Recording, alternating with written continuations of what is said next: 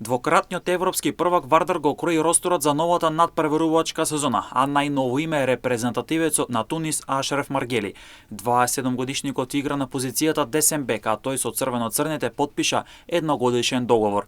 Маргели е стандарден член на туниската репрезентација, откако настапуваше во квалификациите за Олимписките игри 2024, како и за Олимписките игри во 2020 година, а го носеше репрезентативниот дрес и на светското првенство во 2021 година.